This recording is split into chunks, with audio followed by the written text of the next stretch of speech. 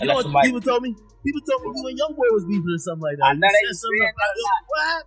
They be saying that a lot. It's like we got the same issues. And then you know how the internet will try to make it, but it ain't nothing too serious, nothing you should worry about. 5 people were shot overnight in downtown Atlanta. 2 of them died, and now investigators are working to figure out what led up to the violence. Just keep breathing, cuz. Hold on, you can't move on that thing. You got it. My fault. Yeah. Man, we shot. What you mean wrong side? All right, what's up, everybody? Today, we're diving into the tragic King Von situation. Rest in peace. That night, everything that could have gone wrong did. Von was shot in the parking lot of the Monaco Hookah Lounge, right in the heart of downtown Atlanta, after a massive brawl involving Quando Rondo's crew and a couple of undercover cops. The whole incident was caught on surveillance from multiple angles. There have been so many rumors and fake stories floating around like claims that Lil Durk bought out all the tickets to Quando Rondo's next show, or news sites sharing fake Snapchat posts from a phony Quando account calling King Von, Queen Von. None of that is real.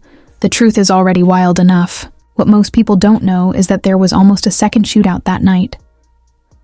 After the chaos at the hookah lounge, both crews ended up rushing to the same hospital, Grady Memorial. That's why Quando Rondo immediately went on Instagram, live from the entrance, telling Von to just keep breathing. Meanwhile, as Von's body was being transported 8 miles down the highway to the morgue, Atlanta police were inside the same hospital, officially charging Lil Tim with felony murder. But what a lot of people don't realize is that Lil Tim was already dealing with legal trouble. He was tied to a conspiracy case in Georgia after a year-long investigation into a Savannah trap house that led to the seizure of 15 pounds of kush, $16,000 in cash, and multiple firearms. And if you've been online even a little, you've probably seen the speculation that NBA Youngboy had something to do with Von's death. Right after it happened, some of Youngboy's close affiliates went live on Instagram, openly mocking the situation. The joke's on you, this now you getting roughed down. So that's that one pick. When I see he got popped, all I could do was laugh. Now, we're about to break everything down, but before we get into it, check out my song of the day. This one's from my guy Young Po. Let's get it. Let's go. I gotta have it all, nigga to raise the ball. I'm with my partner now, one call, we'll get all of y'all. I'm kicking bad shit like Luke Kang, I bet they love the way we steppin'. City kid getting money, now them bitches wanna sweat me. I drop a bag up on it, get that little boy from around me. Niggas be mad that we up, knowing back then they down us. I'm blowing them racks in showers, she wanna suck it for hours. I got the juice, the power. All right. It's messed up to say, but this is the most attention Quando Rondo has ever gotten in his career. He was never a headliner or a major artist, but now he's embracing the role of the villain, dropping that song addressing the King Von situation, and even shooting a video dressed as Lil Tim, the guy who killed him. He's been wearing bulletproof vests everywhere, and his shows keep getting canceled. What makes this even worse is that at one point King Von and Quando were actually cool with each other. Dirty ass.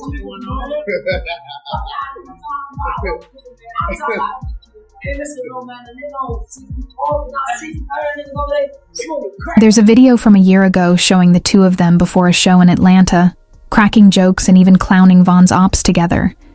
But realistically, that friendship was never built to last. And yeah, maybe NBA Youngboy played a role in all of this. Boy, the YB situation was too real. It was too good.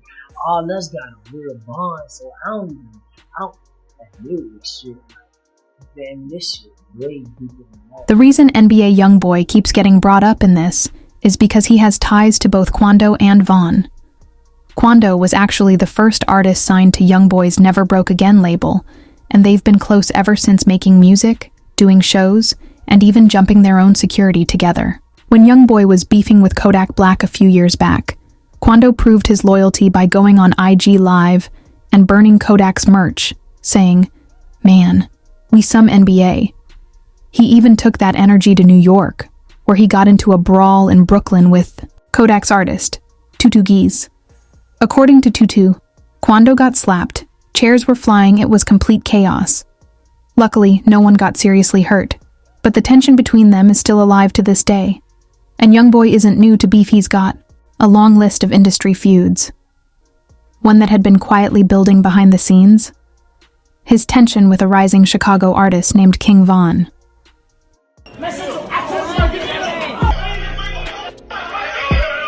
At this point, Von was just starting to blow up. Crazy Story was out, the buzz was building, and in March 2019, he went on Instagram Live to call out Youngboy, saying he was lying in his raps. Youngboy's fans flooded the comments, telling Von to apologize or something would happen to him within 48 hours. Fast forward a few months to December 2019, Lil Reese, who was super close to Von, made it clear where he stood. When fans asked him about a collab with Youngboy, he shut it down, saying he'd never work with him. The lines were being drawn quickly between O-Block and Youngboy's crew, 4KT. Then, just 4 months ago, photos surfaced of Von holding hands with Youngboy's ex-girlfriend and baby mama, Jania. Around the same time, Von was tweeting subliminals, saying he was about to post someone else's girl doing things that would make him stop claiming his kids. It didn't take long for Youngboy to fire back. He went and did a song with King Von's ex, Asian Doll. Both of them were using each other's girls as a way to get under the other's skin. Meanwhile, people like 600 Breezy from Chicago were hyping Von up, saying things like, "I love what you're doing. We know what you're doing." He even used the hashtag #JuggerRapperK, basically calling Von a rapper killer, a not-so-subtle shot at Youngboy.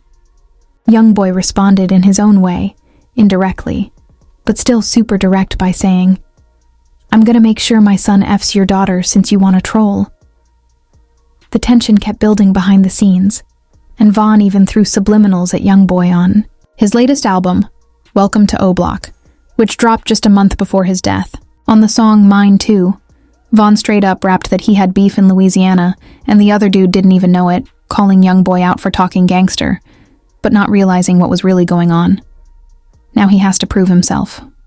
So when news broke last month that King Von was killed in a confrontation with Youngboy's artist, theories quickly spread that Youngboy had ordered the hit. Just 2 days after Von's death, a fan uploaded an old, unreleased Youngboy track and titled it as if it were a King Von diss called Let Them Shots Off.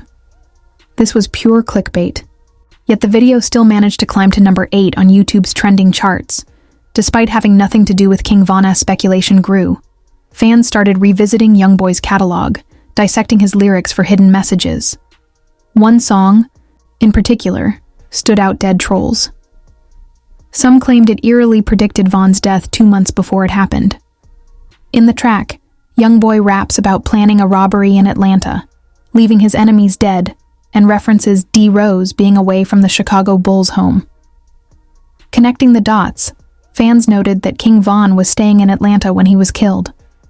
Additionally, while Derrick Rose was a point guard for the Bulls, in Chicago drill culture, D. Rose refers to a notorious O-Block shooter who received a 40-year prison sentence for murder. He had been name-dropped in multiple tracks by Chief Keef and even Von, who had photos with him adding fuel to the theory.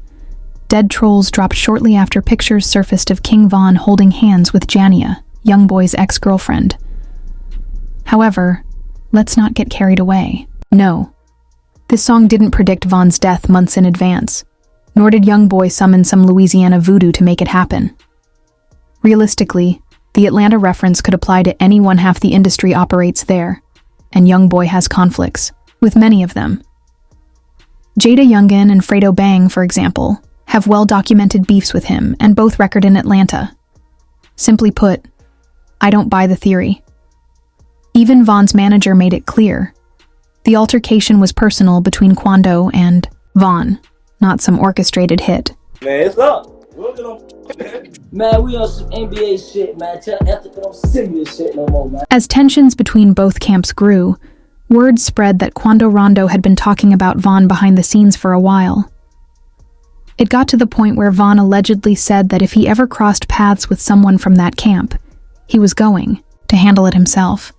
And in the music industry, especially in a city like Atlanta, you're bound to run into people. That's where the best studios, producers, and label offices are. Quando Rondo is from Georgia, and both Lil Durk and King Von were based there as well, so a confrontation was inevitable. The Monaco Hookah Lounge, located in the heart of downtown Atlanta, was where it all went down. Vaughn had been there before. It's a well-known spot, but it's also a hot zone for violence. In the past year alone, 3 people had been killed there, which is why undercover cops were patrolling the area that night, both outside and inside the venue. When the news first broke, the reports were confusing. Initial headlines suggested that undercover police had shot Vaughn. In fact, dispatch calls from Chicago PD even warned officers that Atlanta police were responsible for Vaughn's shooting and advised them to be cautious around O Block, knowing emotions would be running high. Fuck young boy talking about on this song, bro.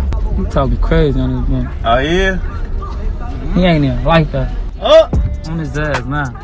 You got cap in your raps. Later, it was revealed that 3 separate groups were involved in the incident: Vaughn's crew, Quando's crew, and undercover police. No one knows exactly what set Vaughn off that night, but according to his manager, he wasn't acting like himself. Earlier in the evening, Vaughn had been celebrating his album release at Opium nightclub. The original plan was for him to head back to his Airbnb around 2:30 a.m., but midway through the drive, he suddenly changed his mind and decided to go to a hookah lounge on Trinity Avenue, about 10 minutes away. Since Vaughn had been dealing with his ongoing legal case with Lil Durk in Atlanta for nearly a year, he was under strict conditions and couldn't carry a weapon himself. However, given his status, he usually moved with a full security detail, a bulletproof truck, and several of his guys from Chicago.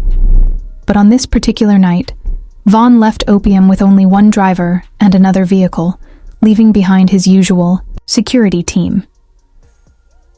When Vaughn arrived at the hookah lounge, he stayed in the car for about 30 minutes before his security was informed of his location change and rushed over to meet him. Meanwhile, by pure coincidence, or maybe something more, Quando Rondo was already in the same parking lot, asleep in his McLaren. The chances of Vaughn randomly deciding to change his route and ending up at the same spot as someone he had tension with seemed incredibly slim. One of Vaughn's friends spotted Quando and went back to tell him. CCTV footage then shows Quando walking towards a white SUV, cautiously scanning the area. Moments later, Vaughn suddenly jumps out of his car and heads straight toward Quando. As soon as he sees him, he starts throwing punches. Vaughn was unarmed, but his crew quickly surrounded Quando. That's when Quando's associate, Lil Tim, jumped out of the white SUV, pulled out a pistol, and fired 5 shots, hitting Vaughn in the chest and thighs. The gunfire also grazed Vaughn's manager, who was caught in the chaos. The scene immediately erupted into mayhem. Vaughn's close friend, who was right next to him when the fight broke out, was the first to return fire after Vaughn was shot. He managed to hit Lil Tim in the leg once, but then his gun jammed, preventing him from finishing the job. Ironically, this likely saved Lil Tim's life.